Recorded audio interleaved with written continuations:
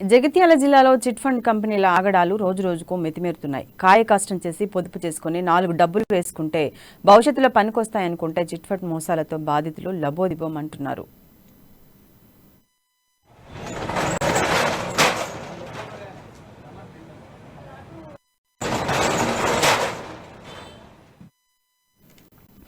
జగిత్యాల పట్టణంలోని అక్షర chit funds private లిమిటెడ్లో వందలాది మంది చీటీ డబ్బులు జమ చేసుకున్నారు. కొందరు నెల నెలా కట్టగా మరికొందరు వడ్డీ వస్తుందని లక్షలు డిపాజిట్లు చేశారు. పట్టణానికి చెందిన సుమారు 60 మంది చీటీ ఎత్తి 6 నెలలు గడిచినా ఇంతవరకు డబ్బులు చెల్లించకుండా రేపు మాపు అంటూ చిట్ ఫండ్ యాజమాన్యం కాలయాపన చేస్తున్నారు.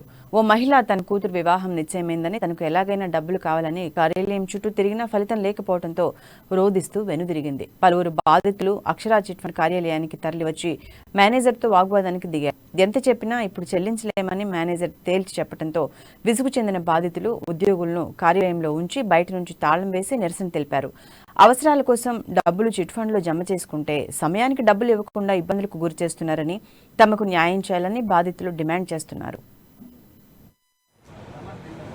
నేను పూటపాయల మీద ట్రయల్ పనిని నమ్ముకొని బతికేదాన్ని. నా డబ్బులు ఏదో రూపాయికి అత్తయ్యని నేర్చుకున్న జమ చేసుకున్న 4 నెలల నుంచి నేను నడుతూనే ఉన్నా. నాకు ₹1 ఇప్పటికీ చేతికి అత్తలేదు.